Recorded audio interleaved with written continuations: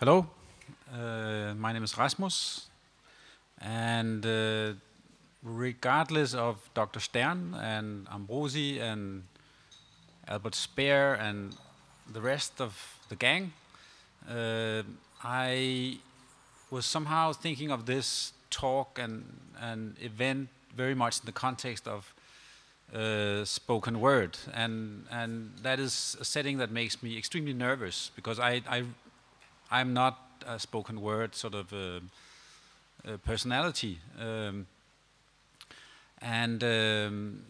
so when I was sort of on my way here, which happened in a train, I'm 42 years old, and people my age, they do sort of slightly desperate things once in a while, like I did. I bought an Interrail ticket getting here. And that's a typical sort of, midlife crisis thing to do. You try to sort of reenact the experiences of your youth in various decadent ways. And my sort of way of doing that was buying this Interrail ticket. And then I took all the slowest trains through Europe down to Vienna and was sitting among all these sort of young Interrailers. Who looked at me with sort of strange eyes, and it was great. And somehow it was like experiencing my teenage Interrail trip again. But in a way, also a little bit sort of worrying. And I mean, all these young people, they sit with with their eyes full of hope and their hands full of iPhones and sort of gather in these trains that move extremely slowly through Europe, and then you sort of you talk a lot to people in these trains, and I was talking to this Scottish guy getting here, and he asked me where I was going and what I was going to do and things like that, and I told him I was going to this spoken word event in Vienna called something that I couldn't pronounce. And then he asked me, "Oh, I see. So you're a comedian?" And I said, "No, I'm not a comedian." And then he was like, "So why are you sort of involved in spoken word?" And I said, "It's a little difficult to explain it, but it has something to do with a cow and things like that." And then I could see sort of he felt extremely sorry for me. He was like, "Poor old fuck. He has a really blossoming midlife crisis, and then in the middle of that, he's sort of trying to reinvent himself as a comedian at a spoken word arrangement in Vienna."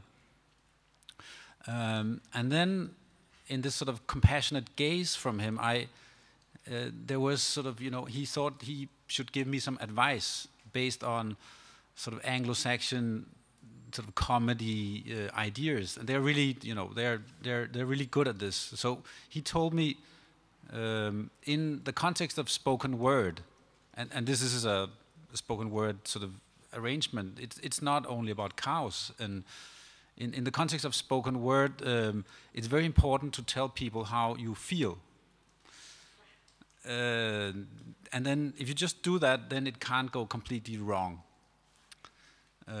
So I thought I should start out by doing that, and in doing that I have to cheat a little bit. I have to do something that is not part of the regular sort of mythology in this context, and that would be that I would need the help of your subconscious.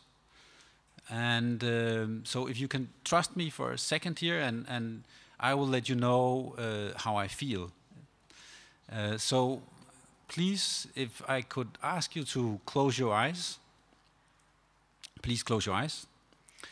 And then follow me on this journey that is going to take you north. Please imagine that you're going north. You're going very north. You're going to Scandinavia.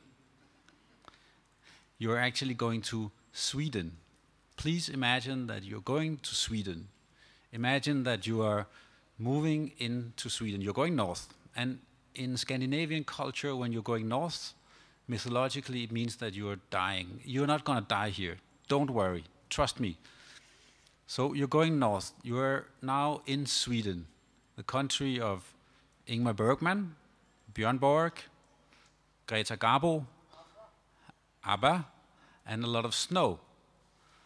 Now, please imagine that you are now in Sweden, and the Swedes love musicals.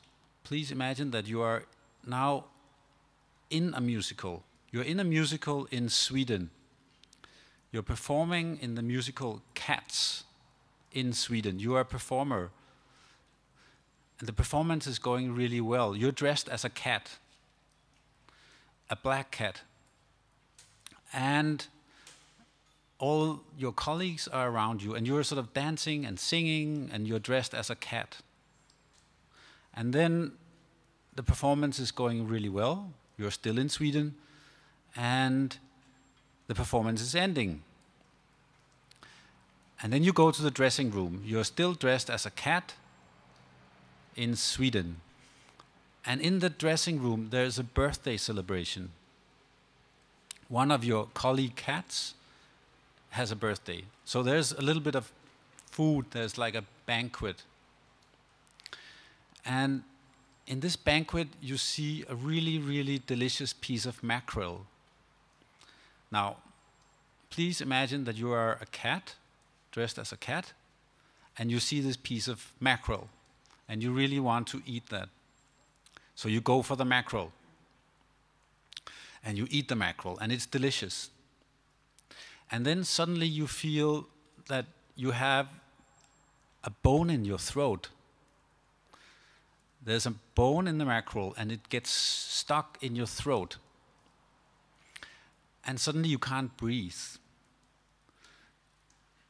And you try to scream. You try to scream to your colleague cats, but I mean, you can't say anything. And your colleague cats are slowly realizing that something is really wrong here. So they call an ambulance. The ambulance comes. You go into the ambulance with your colleague cats. And in the ambulance, you see your life passing by. You imagine your own death. You imagine the cousin that you hate the most. In Swedish families, family members hate each other very much. So you imagine your cousin that you hate a lot, and he hates you too. And he's making fun at your funeral. He's making cat sounds at your funeral. It's extremely embarrassing for you. But you're not dead. You're arriving at the hospital. In the hospital, there's a doctor. And this doctor looks a little bit like Max von Sydow. So please imagine the Swedish doctor looking a little bit like Max von Sydow. And he's looking at you with this sort of disciplined Protestant gaze. And please if you sort of freeze that moment of the gaze of the Swedish doctor at you and the rest of the people who are dressed as cats with a fishbone in your throat.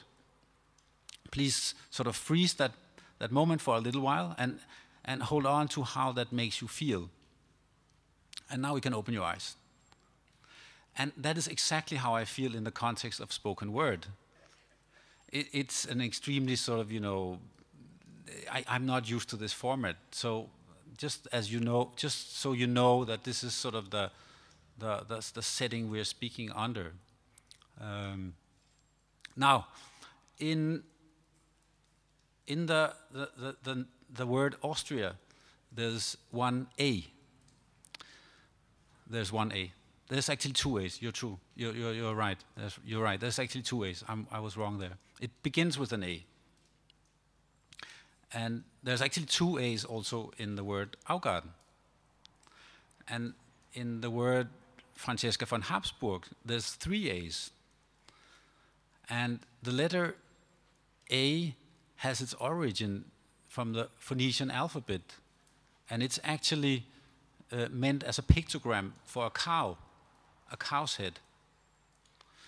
And in the Phoenician alphabet, and in quite a few of the really old alphabet, it's called Aleph, which is also a story by Borges about a point, almost like a thing that sort of contains the whole universe. You can look at this Aleph. It's a thing in a basement somewhere in a novel, a short story, and this point contains the whole universe. So you can look at this point and it describes everything in the universe.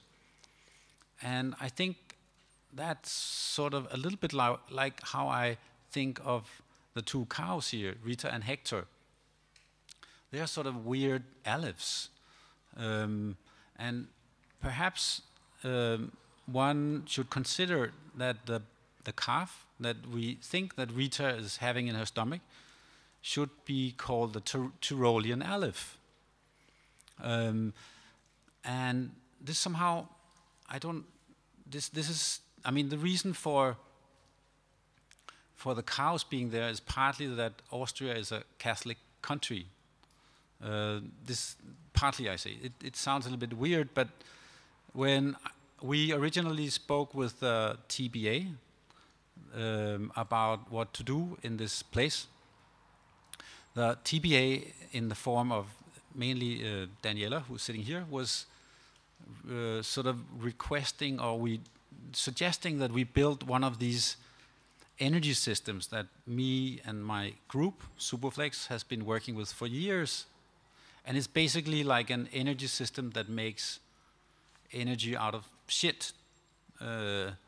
Human shit, animal shit, things like that. And we work with that in various tropical countries, among others. And one thing that sort of I really never understood and tried to understand while working with this idea was that it seemed to be a problem for people in Christian countries, some of the Christian countries that we work with, to deal with this idea that you were basically cooking food on the basis of your own shit. And somehow there was like, it felt as if there was like a mental problem with this. This was not the case in the Buddhist setting that we were working in Cambodia and in the northern parts of Thailand. There was no problem with the idea of cooking on your own shit at all. And it took me a while somehow to understand why this was. And I think it's because that fundamentally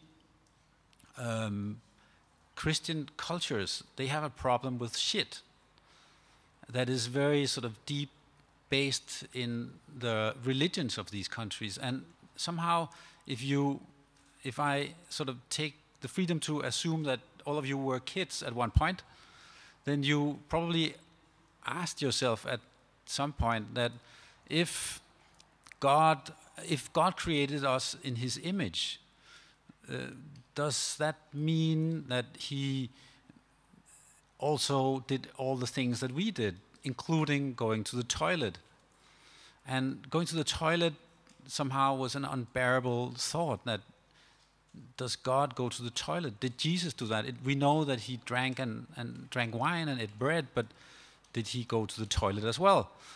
And somehow, I mean, this is the kind of question that kids asked, and at a very early point in the Christian church, this question was answered. There was a great Gnostic church father called Valentinus who answered this question with something that you could call a theological cliffhanger. He said that it's true that, like in the Bible, that Jesus ate bread and drank wine, but he did not defecate. The concept in Latin is called something like Christus non experi corruptionem. Christ did not experience corruption, and corruption here in a sort of biological sense.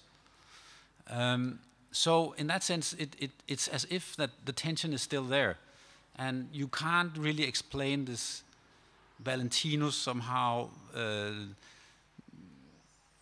solution to the problem to a kid. It doesn't make sense. and any sort of serious Christian has to sort of repeat this doctrine every day. It's the crutch that, I mean, without this doctrine there would be no Christianity. So, but this was some of the thoughts that I had when Daniela and we spoke about this idea of having a biogas system there. Some of the thoughts. There were others as well. But then what I didn't know was that quite high in the echelons of the TBA there was this sort of Buddhist sensibilities. And I experienced that when I was here the last time and was being introduced to one of the great sort of Buddhist stars alive, the Dalai Lama. And Francesca von Habsburg took me along to this event with the Dalai Lama. And I have a very special relationship to this man, since I used to be a student of Tibetology, like Tibetan studies at the University of Copenhagen. I didn't pay much attention to his spiritual politics and things like that, but I really liked some of the poems that he wrote. He wrote this sort of weird love poems, and I thought they were really great. And technically speaking, one can argue if he wrote them, because he is what you call a tulko. He's like a conscious reincarnation in the line of 14 people. Like basically there were 13 people before him who are somehow the same person, but not the same person. And one of these guys wrote these amazing poems. And then while sitting and listening to the Dalai Lama speak at this event that I was taking to here, I was sort of wondering, you know, if I had brought this poetry book that I had acquired 25 years before, and it would be great if he would sign it. It would be like, you know, I had a signed copy of this poetry book. But on the other hand, it's like he didn't really write them himself, but he's a reincarnated character of a person who wrote these poems. And then I thought, what would you then say to him if, you know, I had approached him and asked him, could you please sort of sign this copy of this poetry book? And it would probably be this sort of weird Woody Allen moment where I would have to say something like, I really like your poetry, or as was the case, if I would be honest, I sort of copied some of his poetry and sent it to my partner, and with great results. So I could also sort of perhaps claim, you know, I thank you for this amazing poetry. It helped me score, or even something else, like some of the poetry is rather erotic and speaks about brothels and things like that. So I could also be more sort of polemic, asking him, you have the word brothel in your poetry quite a lot. Does that mean you're for or against prostitution? But I didn't do any of this. But I thought I would just, to sort of show what I was talking about, I would read a bit of this poetry. So this is poetry written by the Dalai Lama, and the version of the Dalai Lama that existed in the 17th century. We are so madly in love, together forever. Until death do us part, she whispered, I'll be there.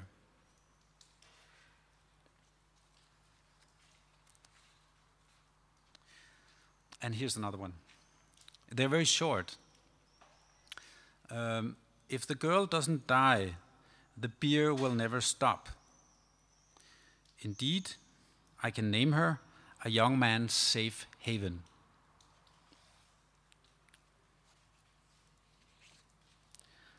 So out of mind with love, I lose my sleep at night. Can't touch her while it's day, frustration my sole friend.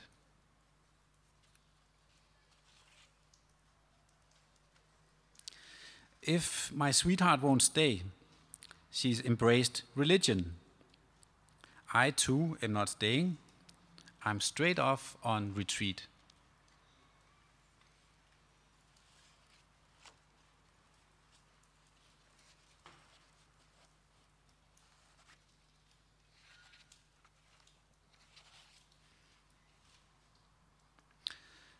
Mighty serpent demon, he's behind, but who cares? The sweet apples in front, yes, I think I shall pluck.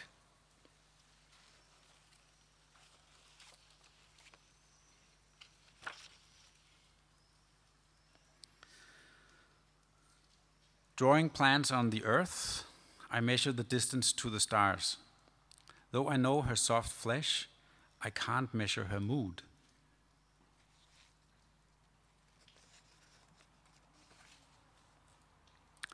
Folk gossip about me. Sorry, yes, I am to blame. A lad's 3 tiptoe steps. Oh, I've reached the brothel.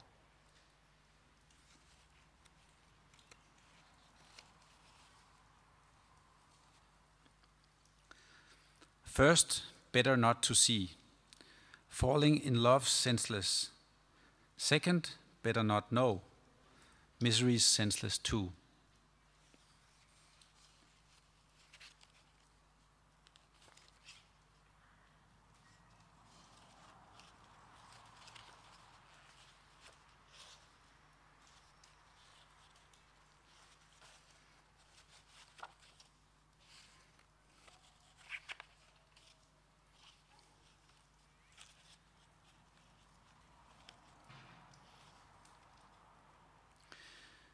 You smile, pretty white teeth, leading on the youth's mind. Swear to me, please, do I truly tempt you or not?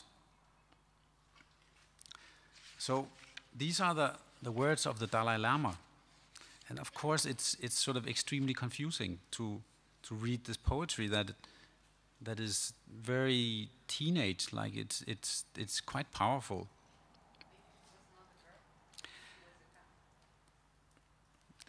Good point.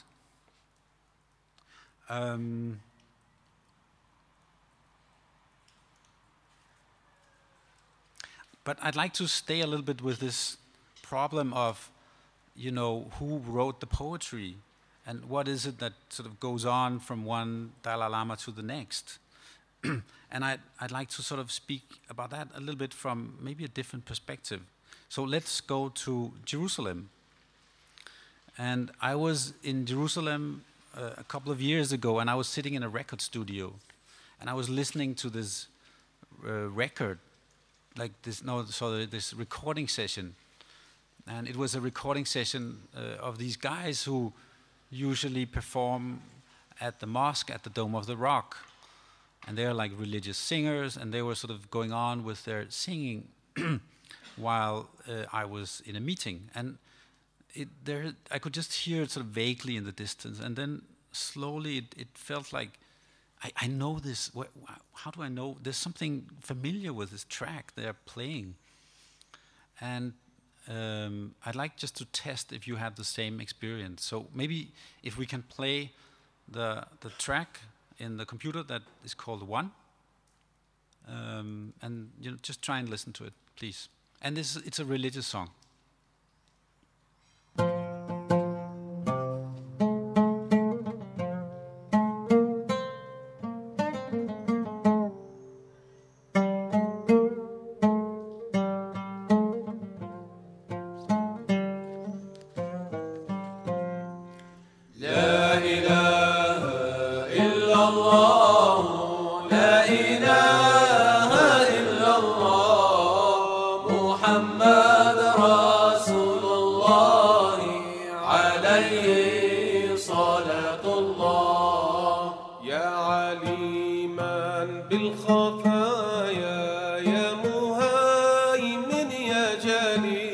Thank you. I don't know, do you recognize it? Does it ring a bell or something? Maybe, can you play the track that is called Two?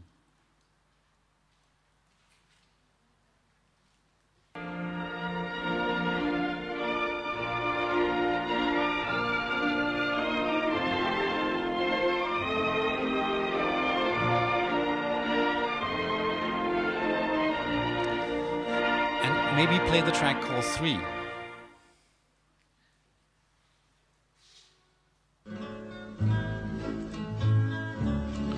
In a cavern, in a canyon, excavating for a mine, dwelt a miner, 49er, and his daughter Clementine. Oh my darling, oh my darling, oh my darling Clementine, you are lost and gone forever, dreadful sorry Clementine. And then please play number 1 again.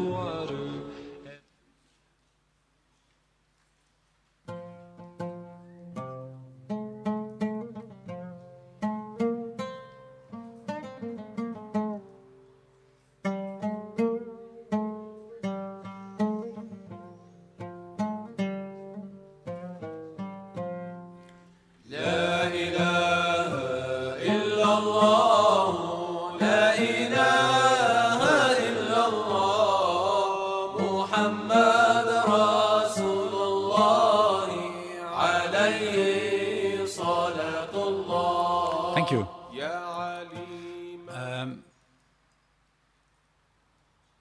In quite a few years ago, there was a man who was obsessed with the idea of having one sheet of paper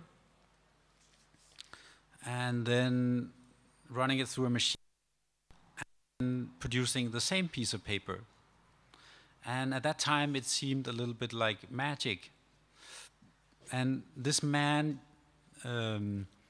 called Chester Floyd Carlson, used 25 years on developing the technology behind what is called the dry copy. It's also called the Xerox version of copying. And this technology that we are very familiar with today, it's the most common sort of way of copying a piece of paper, was quite magical when it was invented. It's basically turning like this piece of paper into the same piece of paper. And in the process of developing this extremely sort of simple technology,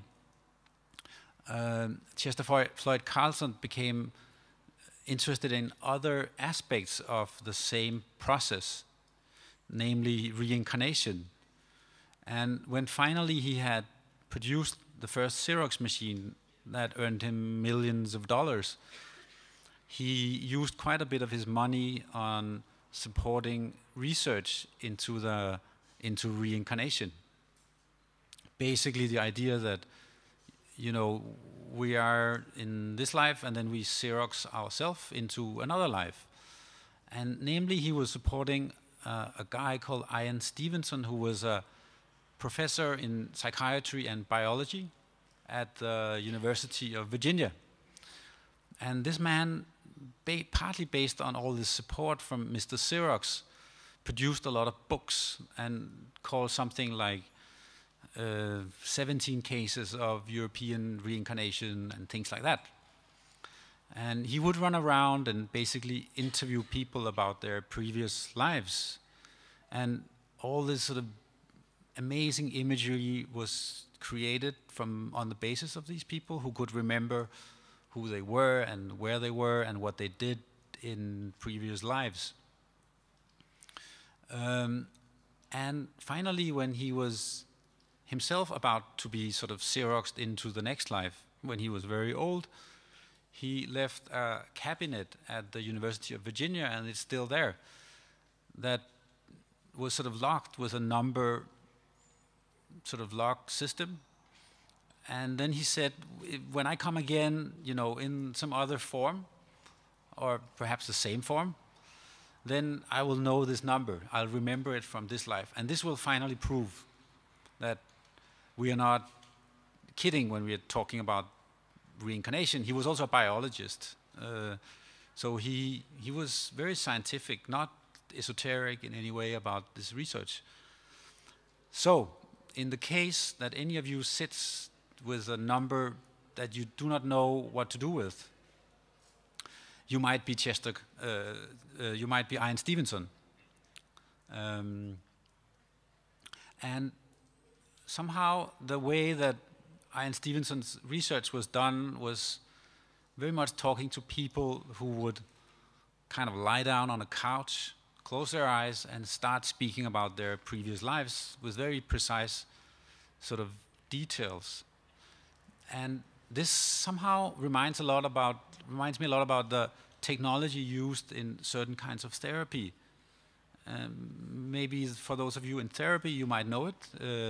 It's known as guided affective imagery, and it comes from Freud, naturally, something that he came across during studies in about hysteria, and was later developed by a German doctor called Kretschmer into something that he called, I think in German the word is Bildstreifungsdenken.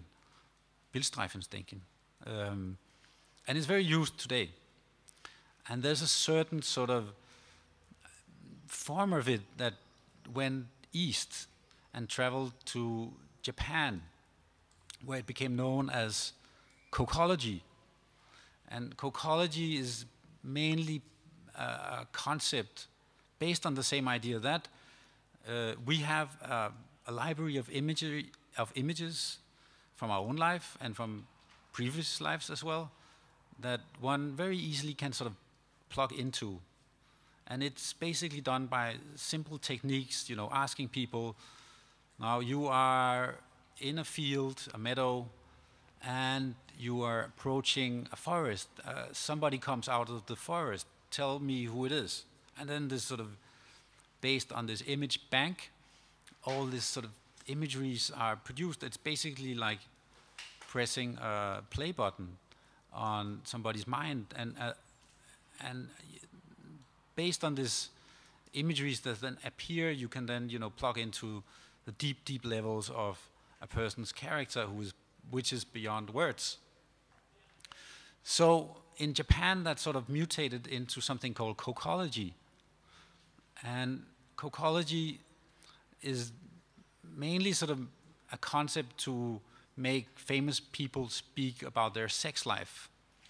And it's very effective because you get people to, I mean, and it's of course partly bullshit as well, but it's like, you know, you ask people to, you know, close your eyes and, you know, imagine you're standing next to a field that is full of blueberries. You love blueberries. And there's a fence, you know, between you and the blueberries. What will you do? And then the patient starts to, or the TV, the star or something, the celebrity starts to speak. And eventually, you know, if he jumps over the fence into the blueberries, he has, you know, a huge sex drive and things like that. It's very banal. But a Vietnamese friend of mine who is a TV host in Vietnam uses this technique a lot. And I've sort of watched it, and it's extremely effective. And people are sort of very puzzled about it. And I thought I would just sort of use a bit of cocology then and return to the start of this talk, which kind of was a little bit cheesy and using the same methods as well. Basically somehow trying to speak to your subconscious and your library of images.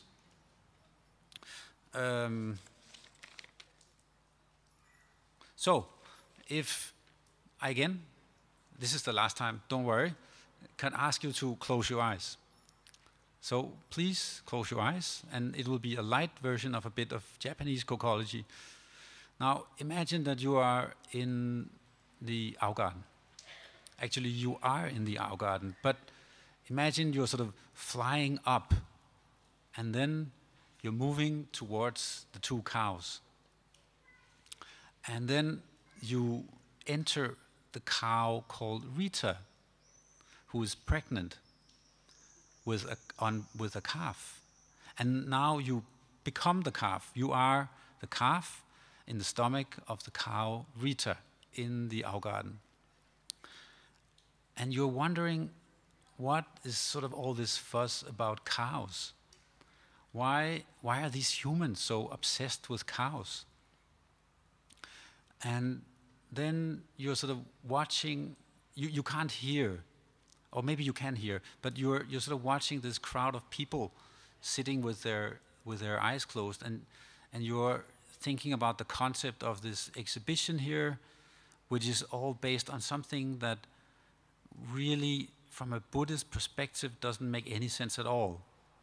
The idea that the cow that Ambrosi was talking about is somehow to be represented by a bloodline of cows doesn't make sense.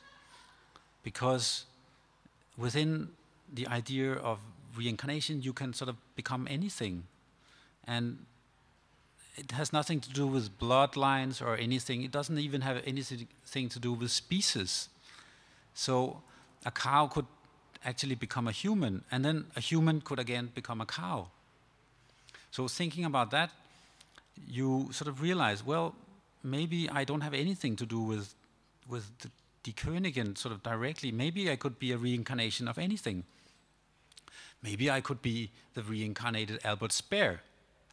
So now you're in the Augarten, and you're thinking if you are an unborn calf who is actually Albert Speer. But that kind of is a little bit silly. So you think, well, I'd rather be Ambrosi. So imagine that you are an unborn calf in the stomach of Rita, and you are actually Ambrosi, and you're watching people in your own museum with their eyes closed. And it's really, really weird. And with reincarnation, it's so that, you know, if you had big ears in a previous life, you might also get that in your next life. There are certain traits that follow. So Ambrosi was deaf. So you can't really hear what I'm talking about. And you're sort of wondering, why are all these people sitting with their eyes closed in my museum? And why doesn't that guy with the microphone just pause and let these people sort of go on with their Friday night? And why don't why are they here?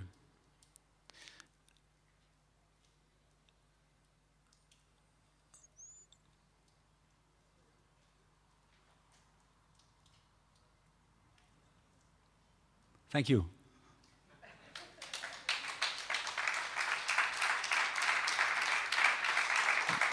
There's free beer. There's free beer, and I've been told we have quite a lot of it. So please, you know, there's some here, and there's more over there. And yeah, go. More questions. You have selected a film for tonight. Oh, yes, there will be a film as a backdrop for the drinking of beer. It's a film called Appointment with Venus, and for those of you who have seen the show, there's quite a bit of focus on Venus in the show, and the artist that we're doing that has done most of the works in that part of the building has been very interested in the what is it called again? The transit of Venus. This sort of that the planet Venus somehow a month ago sort of came in between the sun and us, so you could sort of see these black dots on the sun. And in this film, Venus has become a cow, and of course, Venus is, you know, one of the, I think, probably the only, or maybe one of the only female planets, right? And I mean, in sort of mythologically speaking, and in this film, you see a cow called Venus that becomes very important for the sort of the war, the Second World War, and it's like a pedigree cow, and everybody wants this cow because the one who will eventually get the cow will win the war. So in that context, I thought that this film might be appropriate for a setting with astrological and historical elements that somehow were part of that. So, but on the other hand, it's really not a good film. So now, I mean, you're warned, it's not a good film, but it might serve really well as a sort of backdrop to sort of further drinking of beers tonight. So that's how I think you should enjoy it. Thank you.